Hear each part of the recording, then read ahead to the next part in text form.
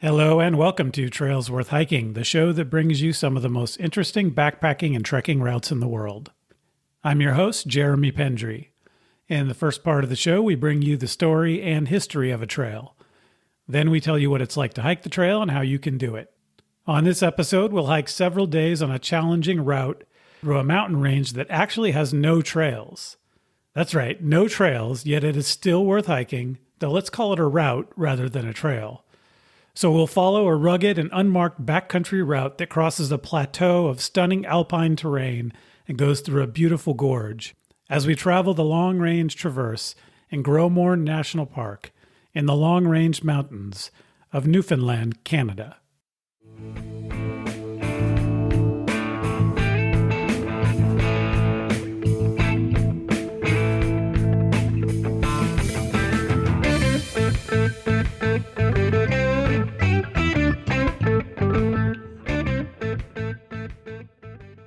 Welcome to the show, everyone. Thank you for joining me.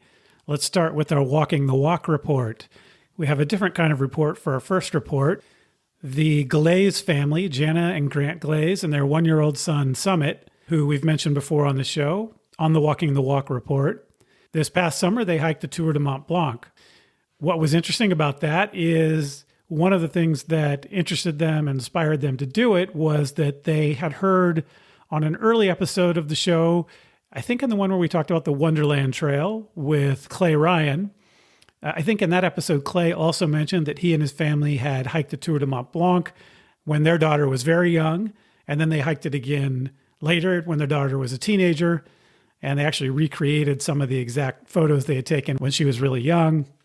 I posted some of those on Instagram, so you can check those out if you want to go back on the Instagram account and look. But the point of the story here is that the Glaze family, after hearing about that, decided that that would maybe be something they would be interested in doing and taking their young son Summit. It made them think it might be possible to do. And then earlier this year, in March, we had the Trails Worth Hiking first ever backpacking meetup at Point Reyes National Seashore, where we went backpacking for a weekend with a bunch of listeners. And Clay Ryan and his wife, Michael Lynn, were both there. And the Glaze family was there, and they actually had a chance to talk to each other about that experience. And that convinced the Glaze family that this was something they could do with their one-year-old. And they went and did it. And they had a great experience. They said that Summit really enjoyed the trip and that the people who they met along the way and at the various refuges were very accommodating to them having a young, small toddler, or not even quite toddler, with them on their hike of the Tour de Mont Blanc. So congratulations to the Glaze family, Jana and Grant, and Summit for completing the Tour de Mont Blanc and for being willing to do something that a lot of people probably wouldn't be willing to do. But they did it in part because they had the confidence that they could do it because they had met someone else who had done the same thing many years before. And that's just one example of how getting together a group of like-minded people in person can change how you think, or give you the idea to do something, or the reassurance and confidence to do something you might not have otherwise done. So I'm glad that that really worked out and that the Glaze family completed the Tour de Mont Blanc. I also want to mention Ryan Horrocks. Ryan hiked the High Sierra Trail this year. He first came across Trails Worth Hiking when he was doing research for the route. And he said that the show's deep dive into the trail's fascinating history, the shifting landscapes through Sequoia National Park, and the honest assessment of its difficulty, especially the final day push to Mount Whitney, really helped him wrap his head around the challenge. And he completed the trail in July 2025, and it was everything that Tony Wong and I had described and more, he says. And they lucked out with great weather and had a great stretch of beauty and solitude on an unforgettable trip on the trails. So congratulations to Ryan for completing the High Sierra Trail. I also want to mention that Ryan has a business called Sierra Peak Adventure. Sierra is spelled C-I-R-R-A, so it's one word, sierrapeakadventure.com if you want to look it up. And what Ryan does is help design backcountry trips for people who maybe want to get out in the backcountry, but don't have the know-how or the experience in really putting together an itinerary and making sure they have the right gear and that their trip is planned well for what they want to do and their experience level. And so I'm glad that Ryan is out there with a business like that, just like Trails Worth Hiking. It seems like his goal is to really get others out to get out on some great hikes. And I'm glad that even someone who has a business helping others prepare for outdoor adventures finds Trails Worth Hiking a valuable resource. So congrats again to Ryan. And that is it for our Walking the Walk report for this episode. Before we jump into the episode, though, I want to remind you to buy your backpacking meals at Outdoor Herbivore at outdoorherbivore.com. Outdoor Herbivore makes fantastic and tasty, high-quality vegetarian and vegan backpacking meals. But as I always say, you don't need to be a vegetarian or a vegan to really love these meals. Everyone can enjoy them. They have high-quality ingredients. They cook up quickly in boil-in-a-bag packaging. There's lots of tasty options. You probably have heard me talk about my favorites.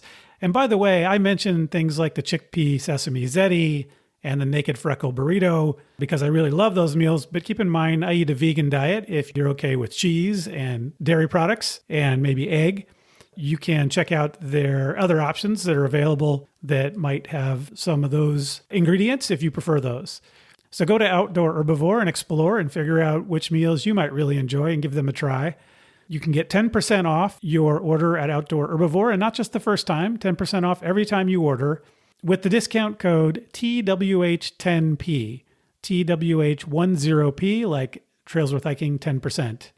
And I think this code will stay in effect through the end of the year. I don't know after that. I'll have to check in with Outdoor Herbivore and see where we go from there. But at least through the end of this calendar year, being 2025, that discount code is in effect. So it's a good time to buy Outdoor Herbivore for holiday gifts or to just stock up for next year. Outdoor Herbivore at outdoorherbivore.com. I also want to remind you about the Highlander event next June 23rd through 27th, I believe, in Big Bear Lake, California.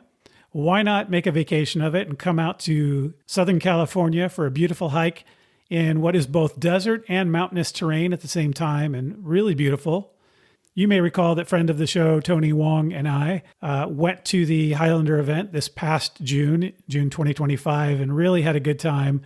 It's a great opportunity to have a 5-day backpacking trip or a 3-day or a 2-day, whatever your preference. You can sign up for the version of the trip that most suits you.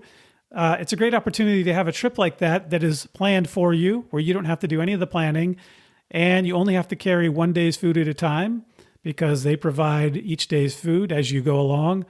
As I've said before in talking about Highlander, the biggest benefit is really the community. You just meet lots of fantastic people who are into backpacking or trying to get into backpacking.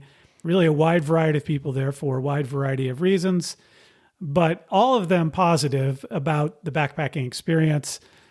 The event is set up so that if you wanted to take a full week off from work and do the 5-day event, you could fly out to Ontario Airport in Southern California, not Ontario, Canada, Ontario, California, and enjoy a backpacking trip there with all the great folks from Highlander, plus all of the hikers that you will meet. Trails Worth Hiking listeners get 20% off their registration fee for the Big Bear Lake 2026 Highlander event with the discount code TWH20, TWH20. So there you go. Check out Highlander, put it on your calendar, and head on out to Southern California for a great hike, part of which is on the Pacific Crest Trail. So we'll give you a little taste of that as well. Thanks again to Highlander for providing this discount code for Trails Worth Hiking listeners. All right, let's jump into this episode. Our guests on this episode are Reinke and Penney Gilbert, who hiked the long-range traverse for their honeymoon, which we will talk about. This is the first time on Trails Worth Hiking that we've done an episode in Newfoundland. Before this episode, I didn't know anything about Newfoundland or Gros Morne National Park. The photos of this area look completely just amazing and phenomenal. It's remote, it's got stunning beauty, it's got deep fjords. By the way, I recently did visit fjords in Canada. I went to Quebec, which was also amazing, and I will talk about that on a future episode. So a little teaser there, but I have never seen these fjords in Newfoundland. I also knew nothing about the history of the area. except a vague notion that once upon a time, maybe Vikings had landed there. More on that shortly. So let's jump into the background. Newfoundland and Labrador is Canada's most easterly province. Let's start with pronunciation and go over that, just so we're all on the same page here. During the interview with Aaron and Penny, I incorrectly pronounced the province or the island of Newfoundland by calling it Newfoundland, which I've learned since is not the correct pronunciation. So the correct pronunciation is Newfoundland, not Newfoundland, as I say in the interview. That brings us, strangely, to a murder case. That's right. You'll see how this all ties together in a moment. John Peter Davis shot and killed William Atchison in Colorado in 1876. They were having dinner at a lumber camp when an argument resulted in Davis killing Atchison, but he was only caught 36 years later when he thought he was on his deathbed and confessed to the killing. Though interestingly, he actually recovered from whatever his illness was and did not die at that time. As a result, he later denied his confession and was never prosecuted. But putting that aside, why did Davis kill Atchison? Well, they were apparently discussing the breed of dog, a Newfoundland, and Atchison insisted that it was pronounced Newfoundland. Atchison was educated and insisted on what was then the British pronunciation of the word. Davis, who was a 36-year-old Texan, insisted it was pronounced Newfoundland. This was not the first time that they had argued about something seemingly trivial. Anyway, apparently they consulted a dictionary to no avail, because eventually Atchison punched Davis. Davis, being a Texan, pulled out a revolver and shot Atchison in the stomach. Okay, I know not all Texans would do that, but they maybe tend to be armed a little better than the rest of us. Atchison actually landed a couple more punches before he was out of commission from the gunshot, and he ultimately died from the gunshot wound.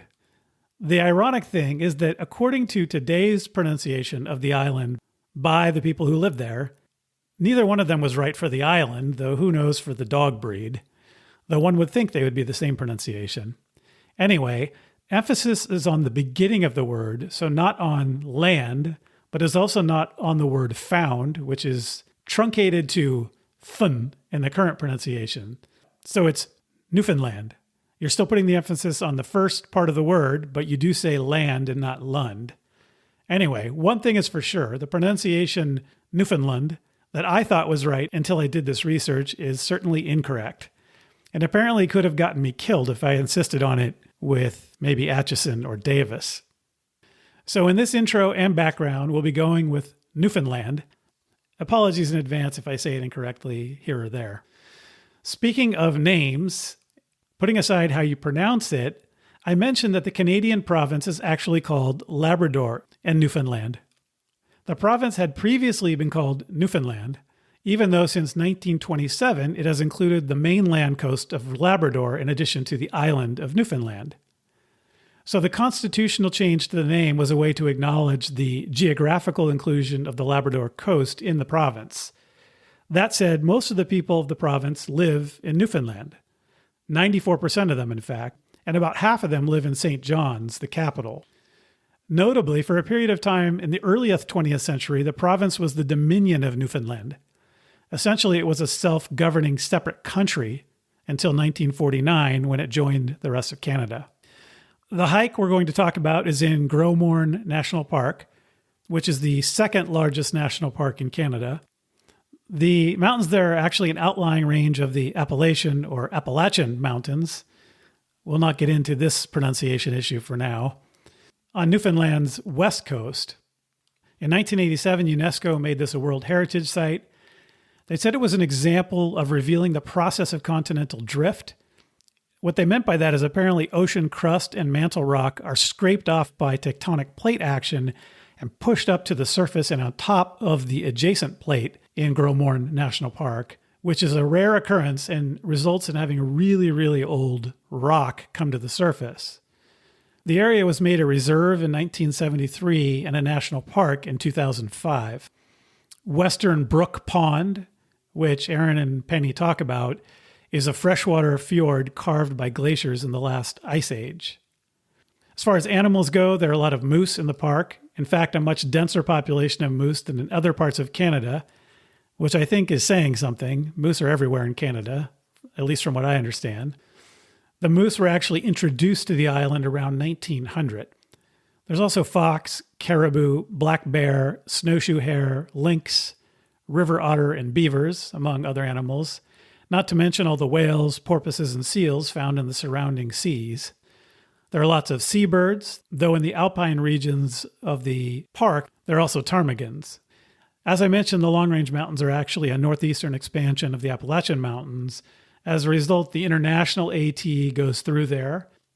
So it's part of a trail that opened, extending the AT north into Canada. As I mentioned, the rocks here are really old because of this tectonic action that scraped up part of the Earth's mantle and crust, and some of the gneiss and granite rocks are more than 1.5 billion years old. The mountains and the park run along the Gulf of St. Lawrence, which is the coastal western edge of Newfoundland. Humans have been in the area for about 9,000 years at least. They're originally a maritime, archaic peoples. Then there was the Dorset culture. But more recently, there's the Beothuk people. The Beothuk people have been there since at least 1500 of the Common Era, though it may go back much further than that. They were hunter-gatherers. They lived in independent, self-sufficient, extended family groups. One interesting ritual that they had is during spring, they used a red ochre to paint pretty much everything, from their bodies to their houses, to their canoes, to their weapons, and even household goods, which I guess would have been quite a sight to see that time of year. But then Europeans arrived, competing for resources and generally causing the Beothuk to move toward the interior of the island instead of the coast, which really changed their way of life and may have ultimately led to starvation. Later, there was immigration by the Micmac and Inuit peoples, and then eventually by the early 19th century, the Beothuk are believed to have gone extinct, though there may be some children of mixed heritage who survived, but not as a distinct group any longer. Now let's talk for a moment about the Viking history that I alluded to earlier. This is the first history of people of European ancestry in Newfoundland.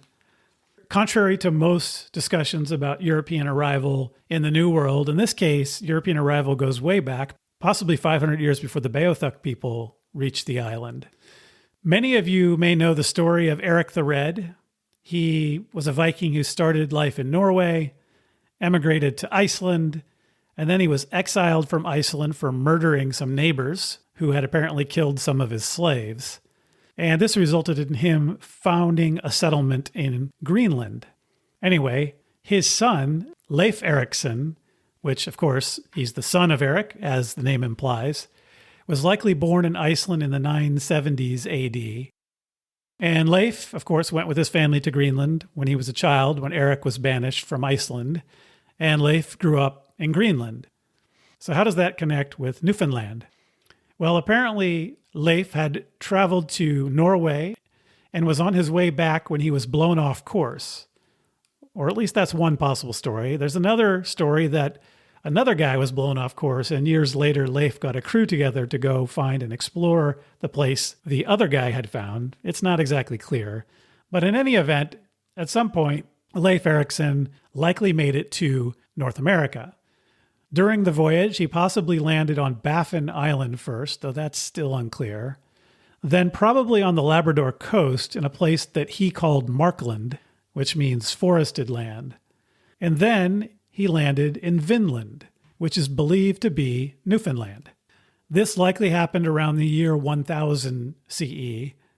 They apparently found grapes growing that could be used for making wine, hence the name Vinland. They built a settlement and spent the winter there.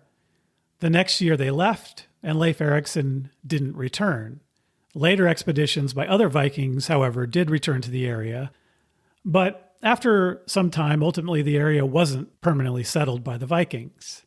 And so for a long time, these were the stories from the Viking sagas. These were handed down stories that we knew from the European perspective, but nobody knew if and to what extent they were true. That is, until the early 1960s. In a place called L'Anse aux Meadows, which essentially means the cove of the meadow. At the northern tip of Newfoundland were found remnants of 8 Viking buildings, and over 800 different Norse objects were found there. It's possible that this was the main settlement, but based on the objects found there, it's also possible it was a ship repair area and the main settlement may have been elsewhere. It's not clear how long the Vikings stayed or how far they explored, but it could be measured likely in a few decades, if not less, rather than centuries. And then, for almost 500 years, likely no Europeans seem to have come to Newfoundland. Until 1497, when an English expedition commissioned by King Henry VII arrived in Newfoundland. The expedition was led by John Cabot, who was looking for a northern passage to Asia. So this is shortly after Columbus's more southerly expedition for the Spanish, of course. And just like Columbus was likely Genovese and not Spanish, neither was Cabot English. Giovanni Caboto, like Columbus, was likely from what is today Italy, though of course Italy didn't exist then.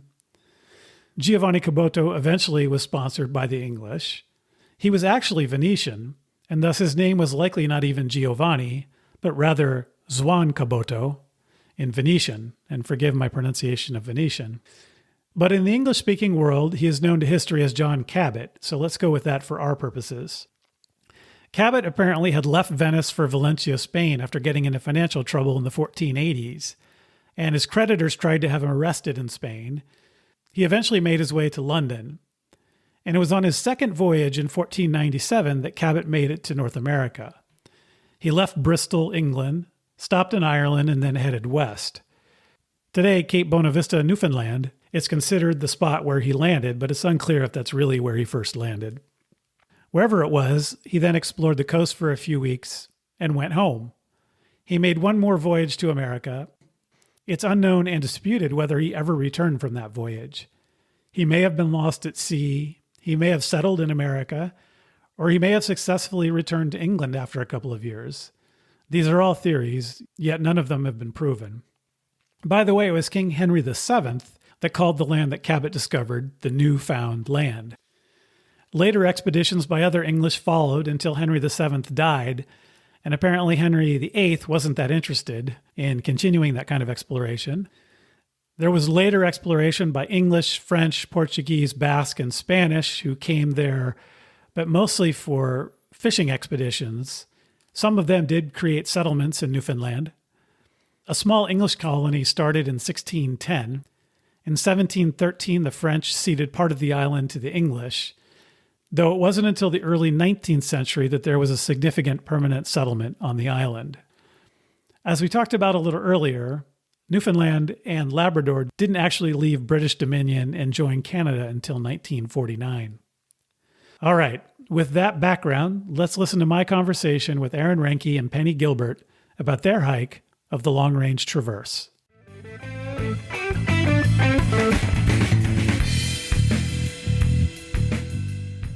Aaron Reinke and Penney Gilbert, welcome to the show. Thank you for being here. Yeah, thanks for having us.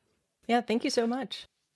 So I want to hear a little bit about how you guys got into backpacking. And my understanding is it sounds like, Aaron, you dragged your wife into backpacking. Is that what happened? That's pretty accurate. Yeah.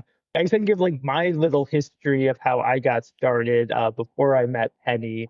So I grew up in Montana.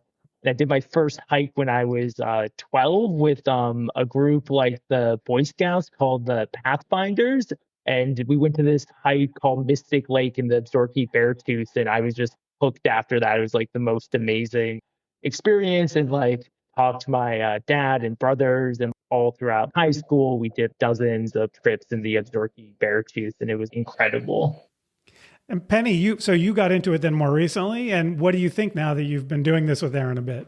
Oh my goodness. I think I always thought that I would backpack, but I just really never got into it until later in life. I grew up in New Hampshire along the Appalachian trails. I was a cross-country runner. But yeah, it wasn't until I met Aaron that he said, "Hey, I'm going to do this hike in Colorado. You should join me." And we had such a good time. And I don't know, just never looked back. The rest is history. All right. Yeah. So how did you guys learn about the long range traverse, which is a pretty remote trail and not that well known from what I can tell. And also it's a pretty challenging trail in the sense it has, it's essentially a cross country route. So tell me about how this got on your radar and then about how you decided to do it and plan for it. Yeah, so I heard about it through this series of books by Peter Potterfield. He has like two of these books, one called Classic Hikes of the World, another called Classic Hikes of North America. And yes, in my like 20s, I kind of stopped backpacking. Then in my 30s, I came across one of his books at REI, and I just got inspired to like start doing all these hikes. And so there's 46 between them. I've now done 19. Oh, wow. One of them is this one in Newfoundland. And because Penny and me we grew up in the US, but we immigrated to Canada. We're like, oh, here's a different province we've never been to, this crazy, cool sounding hike in Newfoundland. Yeah, that's why we decided to do it. And so what was the process of figuring out how to do it? Was it just looking at online blogs or are there good resources out there? So from this Peter Potterfield book, there's a pretty good description. So that was probably the main source. And then the other source, there was one blog I used the most. It's a Canadian travel blog called Hike, Bike, Travel. And that one has a really good description of their hike of the long range traverse.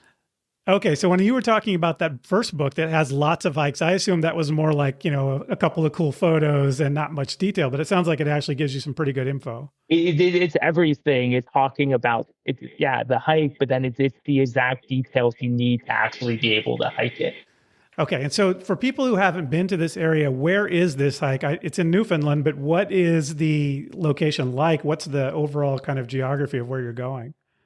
Yeah, it's just beautiful. So yeah, it's Newfoundland. It's an island, very northeastern part of North America.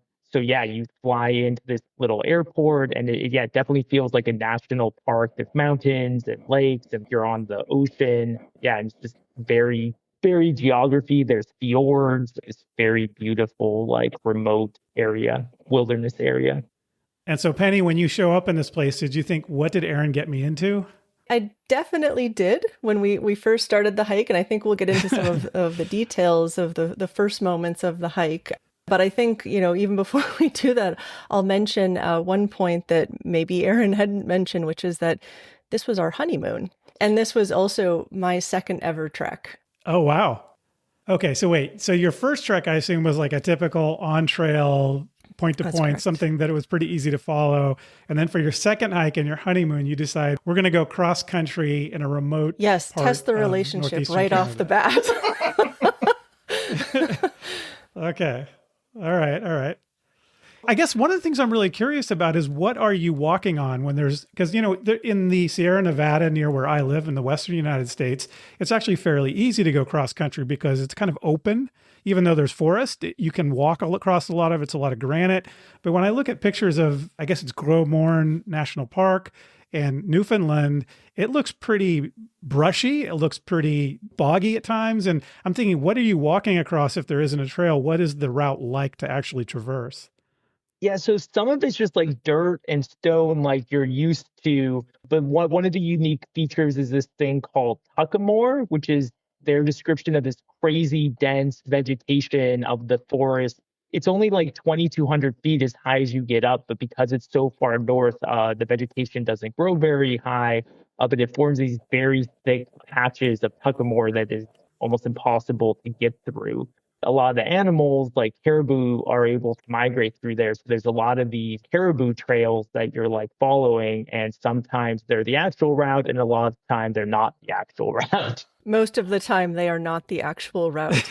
And the challenge with the tuckamore is it's extremely dense, but brushy looking and sort of low to the ground.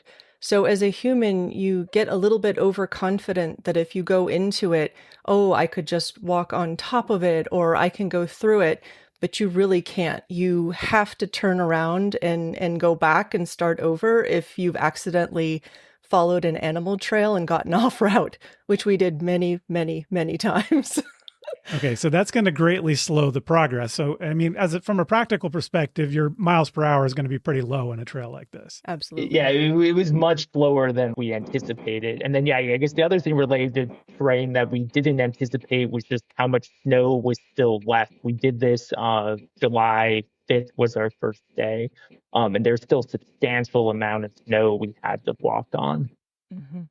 Wow. So even in early July, there's substantial snow. There can be. The ranger said that this was a bit of an atypical year, so often it's Okay. more melted. But yeah, at least the year we went, there was still at least 10-foot drifts in some places.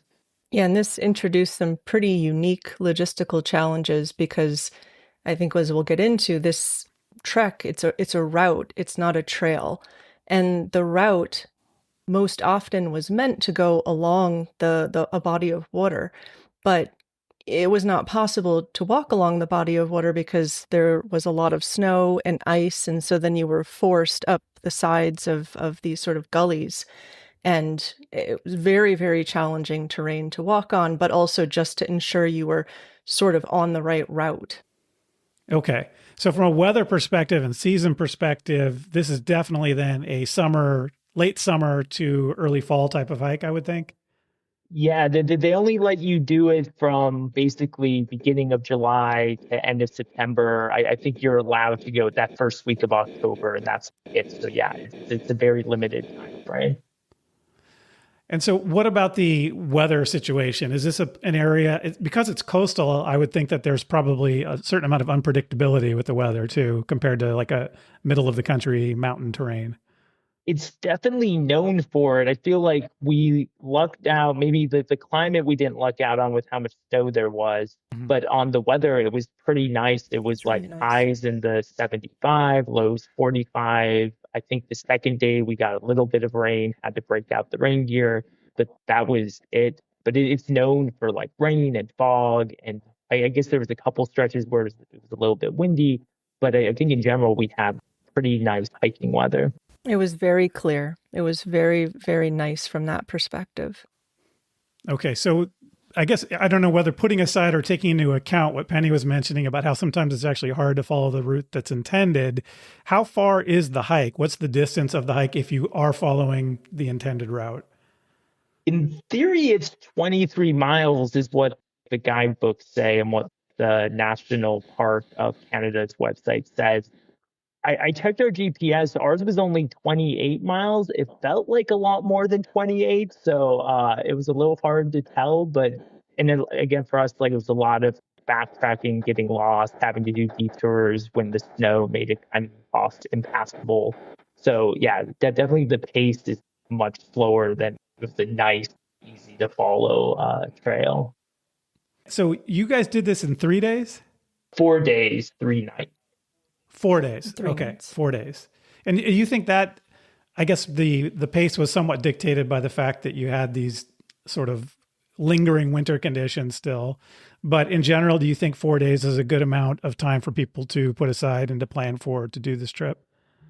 I think that's the average time. It's an awesome area. If you wanted to take an extra night, it would totally be worth it. Some people can get through it in only 2 nights. And there was actually one guy who we started the hike with. We spent the first night at the same camp with him, and he took off the next morning ahead of us and made it out. We never saw him again, so we're pretty sure he got out of there in only 2 nights. How's the up and down? Is this a pretty significant climb at times, or is it pretty reasonable on the up and down, and mostly the challenge is the route finding part of it? It's quite a bit of elevation and up and down. So yeah, the very first day, you start with this hike up a gorge, and it's about 2,000 feet in about maybe 2.5 miles. So it's a pretty substantial climb. And then once you get to the top, it's not quite as steep, but you are going up hills and down valleys over and over again. So I think you maybe average about 1,500 feet a day of elevation gain. But very gradual. Okay. After that first gorge, it's really gradual and I think pretty gentle hike. As far as gear goes, is there any special gear? I guess the thing that comes to mind immediately is the navigation, that you'd want some good GPS system, whether it's a Garmin or whatever system you prefer to use. But As far as backpacking gear, is there any particular gear that would be out of the ordinary that you would need? For GPS, I took I have like Gaia apps on my Hmm. iPad mini, but I took a backup, so I had like two of them just if something happened to one of them. Like in theory, you can navigate with just the compass, and we got a compass and we tried to learn ahead of time, but it's fairly challenging in that area. So we definitely relied on GPS. And then for other gear, yeah, nothing bug nets. Like it can be a little buggy. We went early enough that it wasn't that big of an issue, but potentially for some people, especially if you go later, that could be pretty helpful. And then I had hiking poles, but Penny didn't have hiking poles yet, and it was essential. And the rangers told us the day before to get hiking poles, so we ended up getting those. So yeah, but you I kind was of I have was to, thankful. if there's still snow, like it's pretty much essential. That was my next question, Penny. Were you glad that you had them? The hiking poles were absolutely necessary. Just being able to traverse some of the elements that we encountered, it just literally wouldn't be safe without them. It's absolutely essential. Okay, that's good information. That reminds me, I think I read that there's a mandatory hiker orientation. Is that the case? And can you tell me about that? Yeah, absolutely. Like the day before, I think it was like 2:30 p.m. You gotta go to the visitor center, and then they gather around all the hikers that are doing it, and they go over the conditions, and they also give you a rescue beacon. They call it colloquially a caribou collar, and they describe how to use it. And basically, if you got into trouble and you couldn't get out, you could hit this beacon, and they would send in rescue helicopters to get you out of there. So that was something I hadn't experienced before. And then because of the conditions this particular year with all the snow, there was also like a river crossing and it was pretty high. And so the ranger was trying to warn people almost not to do the hike, but we had all flown to Newfoundland. We all wanted to do it. So like it didn't end up dissuading any of us. But and I don't think I took seriously enough the warnings of the ranger, what the conditions actually were until we got up there. We could like see it for ourselves. Now, I feel like I have to ask this, Penny. You're on your second trip. It's the first time you're going to do an off trail kind of trip. And the ranger in Canada is telling you, you shouldn't be doing this. Yeah, they were definitely using very strong language to to discourage and highlight the concerns that were unique to this particular time of hike. But Aaron didn't seem at all concerned, and he's my leader in this case, so I trusted that if he thought it was okay, that we should go ahead and move forward with this. Well, and you're both here to tell the We tale, are. so it worked We out. are. Okay. Yeah.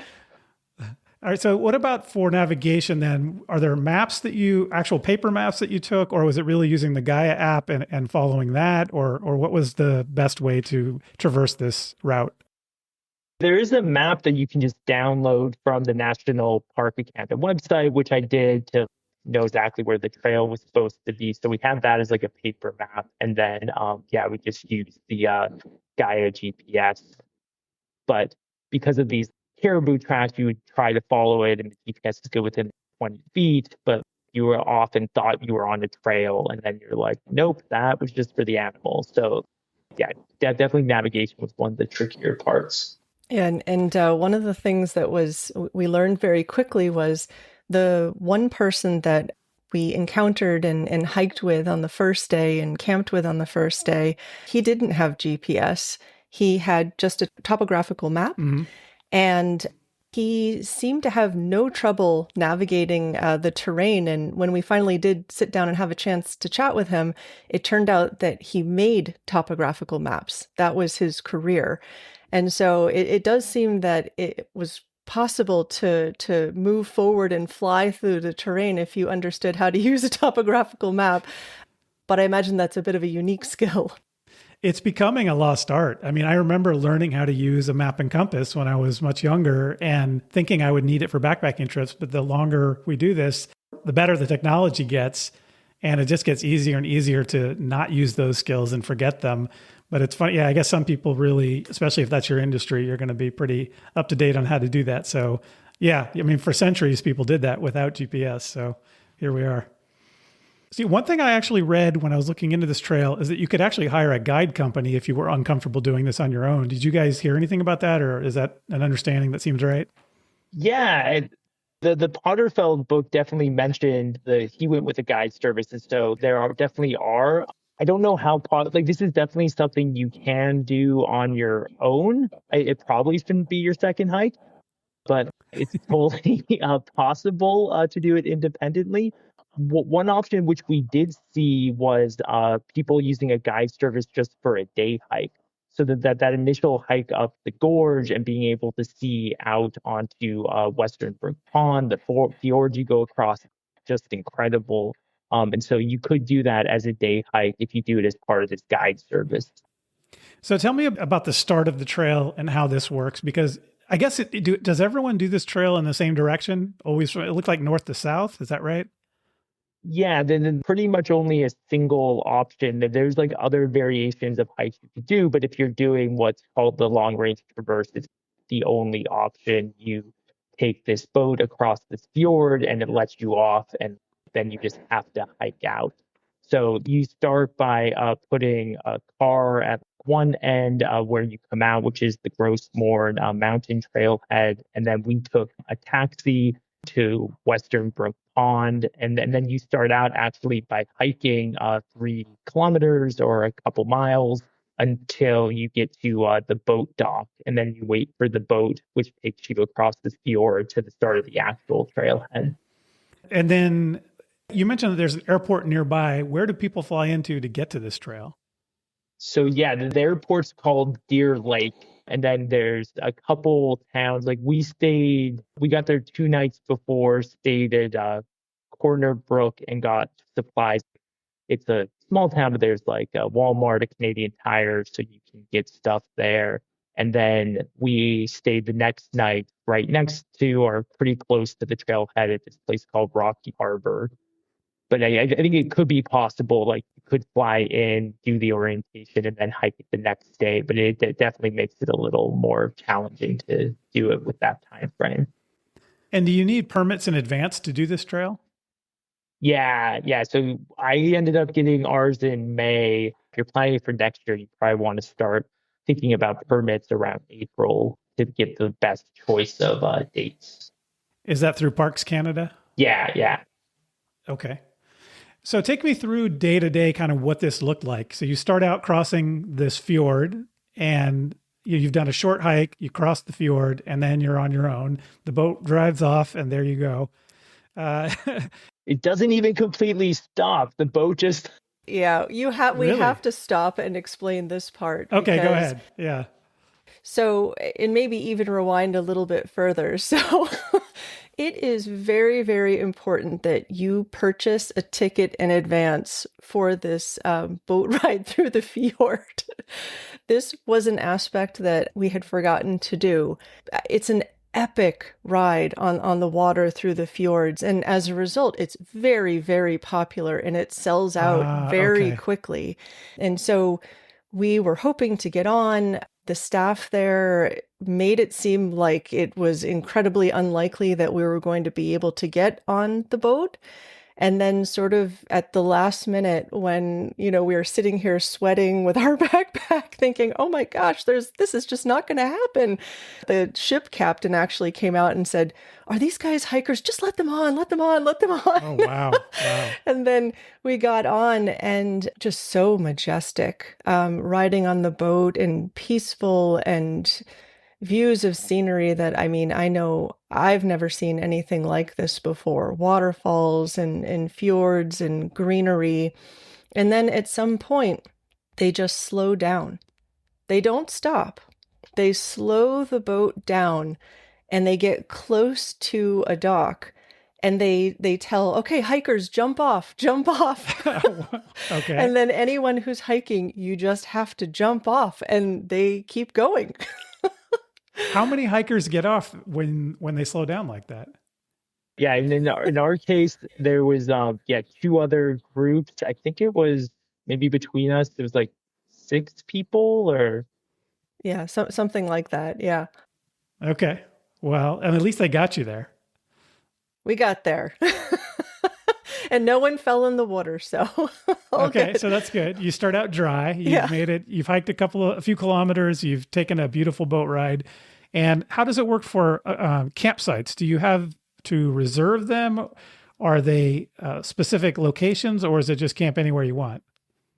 So there's four main or five main campsites that you should try to camp. And we'll talk about how we weren't completely able to keep to that.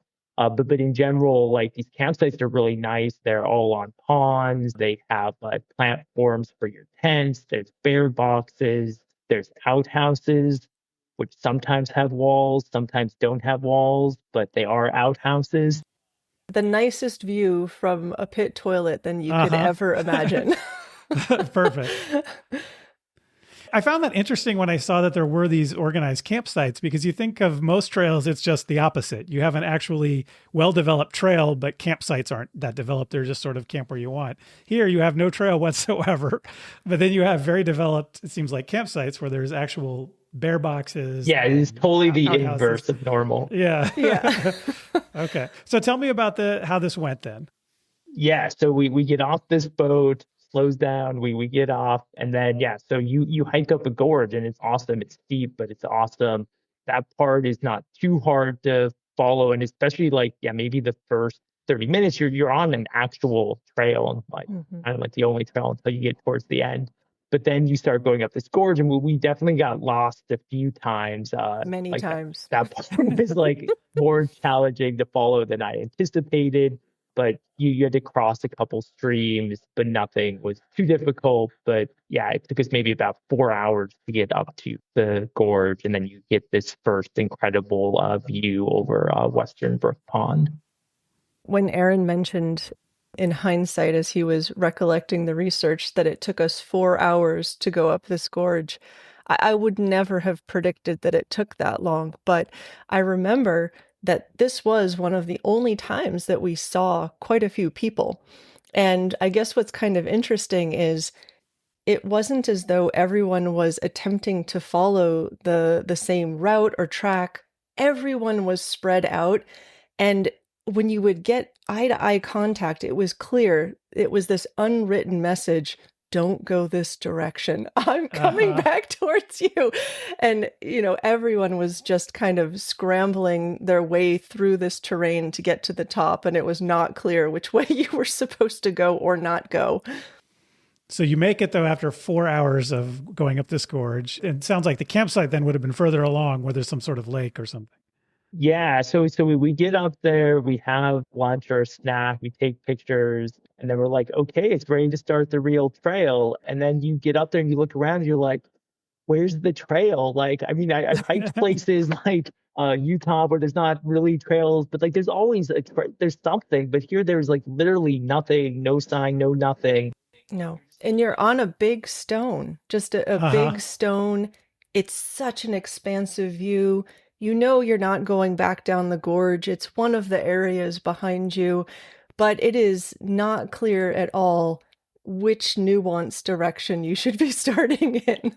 Okay, this is where you have to lean on your GPS a bit. Mm-hmm. We definitely leaned on the GPS. And yeah, it took us about 3 hours to go a mile and a half to the first campsite at Little Island Pond. I wanted to get to the campsite beyond that called Mark's Pond, which would have been another couple miles. But given how slow we were going, like it just wasn't possible. So we got to Little Island and we called it a night. And again, it was like an awesome campsite.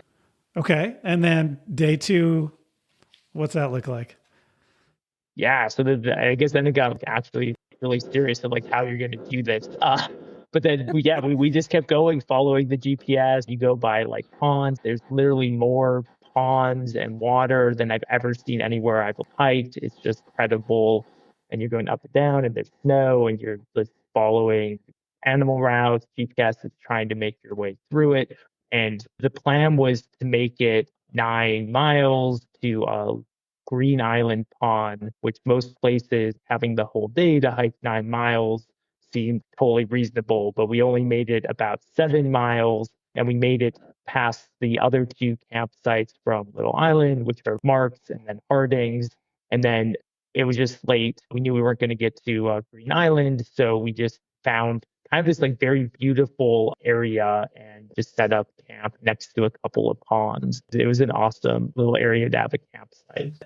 Oh, that's cool. Well, at least you did get to improvise a little bit and find a campsite of your own, even though it was by necessity. I guess the situation you're in is that the GPS is telling you this is the line to get to where you're going, but there's no straight line, right? Like you've got rocks, you've got snow, you've got lakes. So you're constantly having to adjust to get back on track, I would imagine. Yeah, no, in this case, it was because of the snow, there were a few things. So one, even on that first day, after we knew sort of where we needed to land and you could kind of see it, we were on the side of a ledge that, would land down in the water. And the snow it was packed, but it was starting to melt. And so you had to make every step with intention. Push it down into the snow, make sure your pole was in the snow, and make the next step. And so that's part of the reason that part took us such a long time, was just being very careful. And then on that second day, what we realized that we hadn't realized on the first day was that quite a bit of melting was happening underneath. And you could start to hear water flowing underneath the snow. And so then you were using all of your senses to navigate. You needed to listen to make sure that if it sounded a little bit too loud, that you moved yourself in another direction. I'll never forget, there was one point where we stopped to have a snack, and I saw Aaron out in the distance. And when I looked at the space below him, the snow was carved out underneath the place where he was standing. And I said, just take a step back really carefully and just come back towards me. I'm not sure if that part is steady. And then, there was another time where we're walking and the terrain was different. We'd gotten away from the snow and there was a lot of moss, this beautiful, spongy moss, and you're kind of bouncing along. And I looked back and half of Aaron was missing. And what had happened was there was a bog that was just the width of his foot, but the depth of his entire right-hand side. And so his entire leg had gone underground up to his thigh. And so, we pulled him back up, and thankfully he's not terribly sensitive to having wet feet. That would have been a nightmare for me. Just a lot of unexpected things. It seems like there are a lot of opportunities to completely lose your brand new husband on this honeymoon. There were a lot of opportunities, but I think what I would also say is there were a lot of opportunities to appreciate the collaboration and appreciate how important it was to work together and to be kind and supportive and patient, and to just do this journey together in a way that I don't think has been the case in any of the other treks that we've done, and which have kind of made me really, really appreciate and value the experience. Yeah, that's so well put. I mean, my experience with cross-country travel is similar, that it really heightens your senses. It really challenges the interactions you have with the people you're going with. But at the end of the day, it's super rewarding, as it sounds like you both are explaining it. If you get through a trail like this, you feel like you've really accomplished something. Yeah, there's absolutely a huge sense of pride. And people that know, I think they know the reputation of the trail, and you kind of, you feel a little bit like a hero. Oh yeah, I did that. All right. So you guys are a little behind after 2 days of where you thought you'd be. And then day 3, were you trying to make up ground, or did you just decide, let's do this on a little slower pace overall? Yeah, so I think day 3 is the craziest day, which is like weird after already describing the other days. But yeah, like it was only 6 miles, but so you hike from our improvised site to Green Island, which is this really nice campsite. It would have been nice to camp at. But that's where the stream crossing is. And because there was still so much snow and so much snow runoff, it was a bit higher than it normally had been. So it's one of the craziest stream crossings I've had to do while backpacking. And it took us maybe about an hour of just scouting, trying to find the most reasonable way to get across without getting swept in or like getting our gear wet. So yeah, it was a lot of challenge of getting across that, but we both managed and got to the other side. Yeah. The current was strong and there were chunks of ice just floating past us. And so you knew it was going to be very cold. And it was so difficult to tell the depth. So we spent a lot of time kind of going up and down thinking, oh, there should be an obvious place where people typically cross. And we didn't see anything obvious, probably in part because of the height. But then it just necessitated going through and testing different spots with the poles. And this is again where having the poles was absolutely critical to stabilize yourself, but also just to confirm stepping points. But yeah, I think we felt like big heroes at that point because, it's a one-way trek. You can't turn around. So we knew we had to eventually get across. And when we did, we were pretty thankful. Well, that is an hour very well spent, right? Mm-hmm. You need to do that. Like if you just hurry through something like that, it could be dangerous. Mm-hmm. Yeah, so exactly. That's important to do. Yeah. Okay. So you only make 6 miles, but it's a pretty challenging 6 miles. It sounds like, particularly with this. There were more challenges. There were more. Okay. We're just getting started. All right. Yeah. You cross the stream and then you come out and you hike up a little ways. And then this was probably my favorite part of the hike. You look out on this other fjord called 10 Mile Pond. It's like the first one, but I found it more beautiful. And this time it was just solitude because there was no one else around. Mm-hmm. And it was windy, but it was just amazing to get out there and see that view and just the whole expanse of where you were. It was just such an amazing feeling. And the knowledge that hardly anyone has seen this in person. Mm-hmm. Just to get there is an adventure. And then to see it with your own eyes in real time, it was a really special experience. Yeah, that's one of the biggest rewards of backpacking in general is you get 5 to 10 miles from a trailhead and you've lost 99% of the people that ever go to these national parks or whatever the location is. You get to see places that are pretty special that most people are never going to see.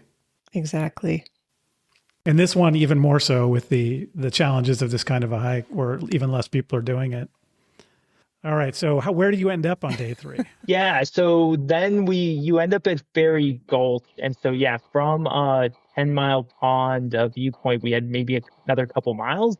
And at that point, we're like, it's a little bit downhill, piece of cake. And that's when we probably ran into the most challenging bit of snow that was just covering this whole bank where you were supposed to go down and follow these couple ponds. And it was just impossible to get safely down with as icy as the snow was. So we tried for a little bit to go that way, and then we backtracked, and then Penny found this route to just take us around a different way. And like looking at the GPS, you're like, oh man, it felt like a long detour at the time, but it was definitely a long detour. And then eventually we meet up with the trail, which at that point I was like, oh, we're just gonna have to camp somewhere like improvised again. But we meet up with the trail, and there's this little hiker sign. It's like the only sign we saw about hiking ever. And Penny sees it, and she's like immediately like flips it off. She's like, what are we doing? Why? Nice. It was almost like a joke at that point because we had spent so long trying to go around this body of water, and it looked like either we're going to be able to get there or we were going to get stuck in a patch of tuckamore, and it was really, really hard to tell which one was going to happen. But we get to this point and there's an hour of daylight left, and Aaron is saying, you know what, I think we just need to set up camp here. And I said, well, do you think, is there any chance that we're close enough? And you can't know, right? After all of these adventures, but we risk it for the biscuit, and we kept going down the trail, and we could see the campsites, and we ended up making it to the last campsite. Nice. So I guess from a perspective of somebody who might be thinking about doing this trail, what are the campsites that you would recommend that make the most sense for people if they are doing a 4-day version of this? Yeah, I think you could either do it Little Island and then go to the third one, which would have been Harding's, and then go to Fairy Gulch. Okay. That might have made sense. Like, yeah, if there's not snow and it's easier, or you could do it like we did of Little Island and actually make it to Green Island and then have a shorter last day to Fairy Gulch. Or some of what I was reading, people skip that first campsite and then camp at Mark's for the first night. So go a mile and a half beyond that first campsite. So I think that probably makes, but like I think that's what's kind of nice is there is like a bit of flexibility. And we ran into snow, but other people might run into bad weather and fog and rain and wind. And having these options, I think, is pretty helpful. And you don't have to reserve things. You have to get the permit, but the campsites, and they're never going to be completely full because they just don't let that many people on the trails. You're always going to have an option if you can make it to one of the sites. Okay. And then on the last day, was it pretty close from Fairy Gulch to get to where your car is? That was only like 5 miles out, and it's downhill most of the way. It's maybe a little steep. There's actually like some steps or whatever. It's a trail. There's a trail. It is a trail. Like, and there was a sign, and then you start to see people, which is super weird after like very weird. Seeing no one for a couple days, and then it's just like it's an extremely popular day hike. Yeah, Gros Morne is very popular. Okay. Well, I mean, that's what happens on a lot of trails is when you're at the beginning or the end, you see a lot of people. And that's usually like sometimes you feel a little strange about it, but it's also a sign that you're almost there and maybe feels good that you've almost completed the trail as well. So very much so. And we had kind of a very special experience on the way down. We ran into a number of different people, but one person in particular, I think we talk about on an annual basis. It was this older woman. I think she was in her 80s, maybe.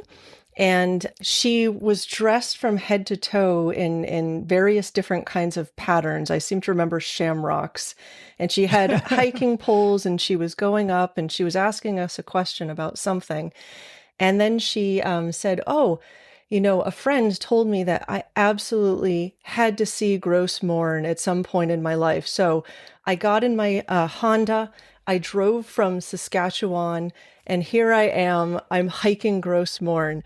And, we thought, how just special is that this woman, at the later years of her life is committed to driving across the country, literally, to hike Gros Morne. And she was taking her time and enjoying every minute, talking with people. And it just really impressed upon us, how important it is to enjoy life and to take time for those moments.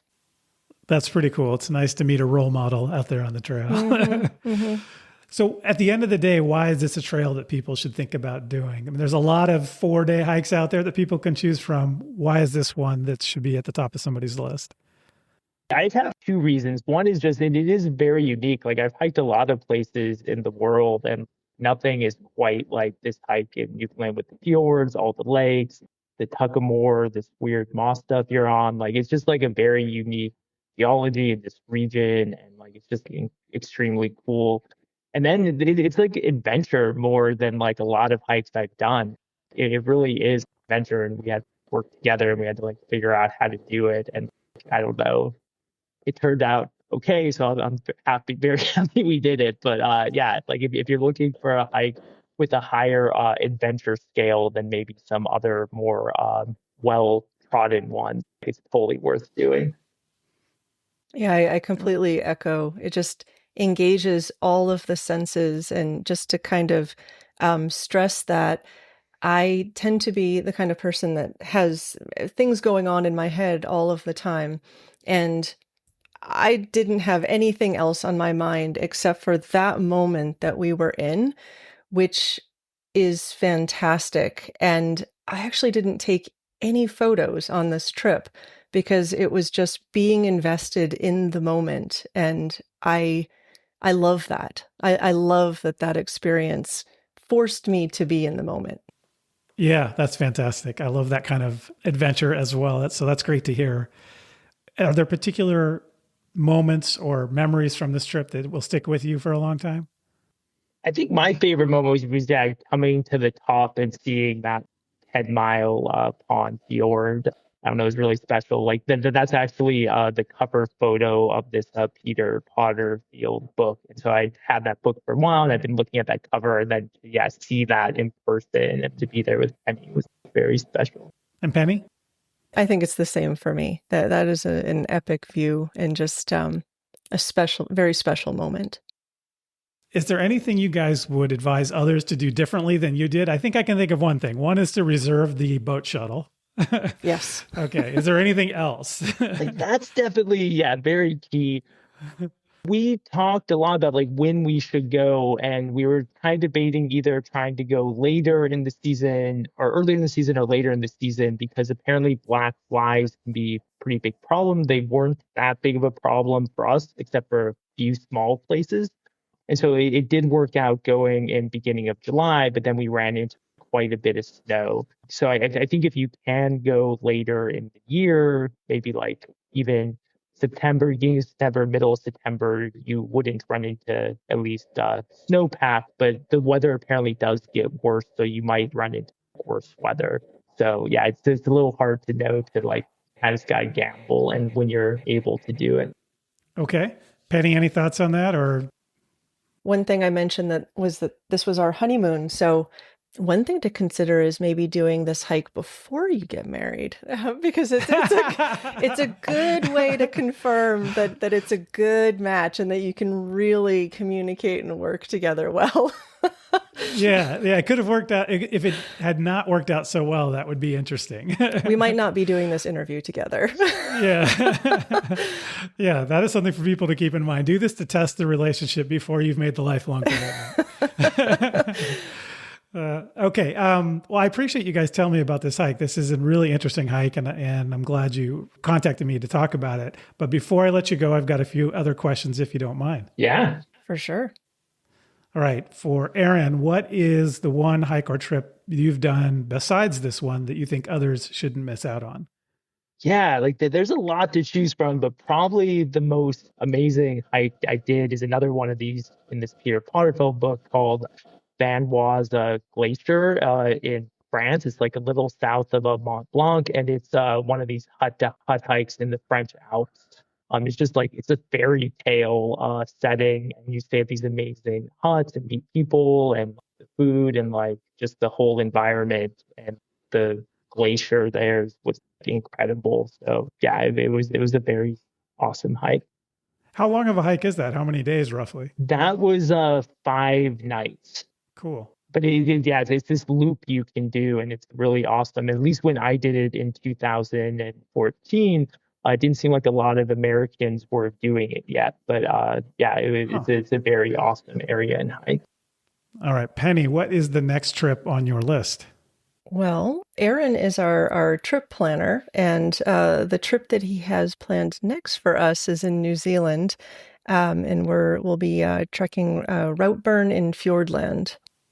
Ah, okay, cool. I've never been, but I've heard such good things, and I did one episode on it. It's next to the Kepler, but again, this is one of these ones, and like the one that the Potterfield book shows, so that's the one we're going to do. But Kepler also looks amazing. Yeah, that whole area just seems beautiful. More fjords, so that'll be great. Can never have too many fjords. All right, so maybe for both of you, as our last question, what is the most valuable thing that you think that backpacking or trekking has taught you? Penny kind of touched on this. Is just like when you're hiking, like you get to think about hiking and this solitude and connection to nature, and you just kind of forget about like the other things of life. And being in that mindset is it's just valuable to me. Yeah, I agree. I mean, what I seem to recall happening before each of our treks is there's something in life that's agitating me. And then we do our backpack and I come out on the other end and think, why did that even matter to me? It just wipes away and helps you to focus on what's really important in life and just experience nature and be in the moment and just prioritize life better. I think that's a great place to leave it. Aaron Reinke and Penney Gilbert, thank you for coming on the show. I appreciate it. Thanks for having us. Thanks so much for having us.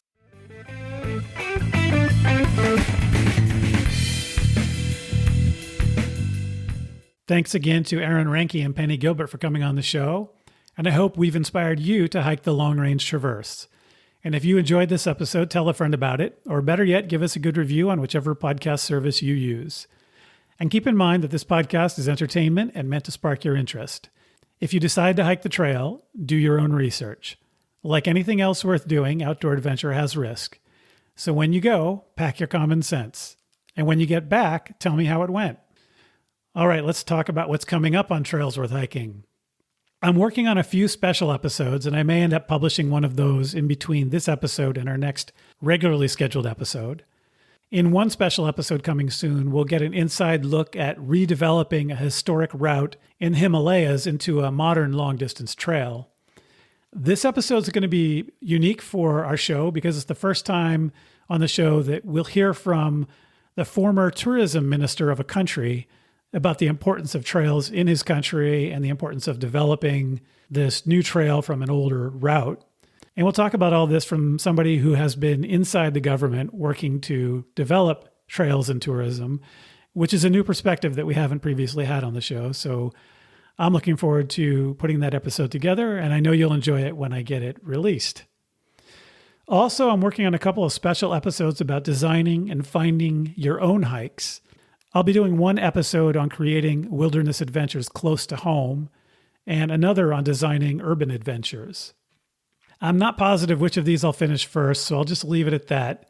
There are several special episodes likely to come soon in between our regularly scheduled episodes.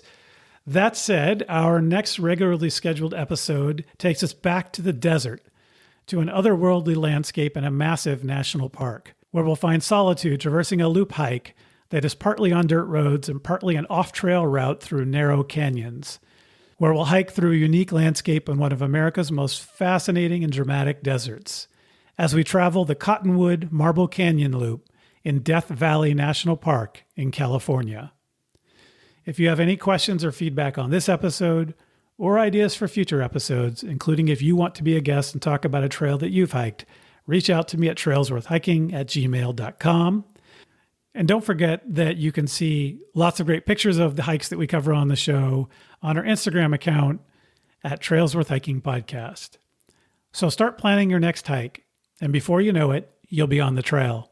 Thanks for listening.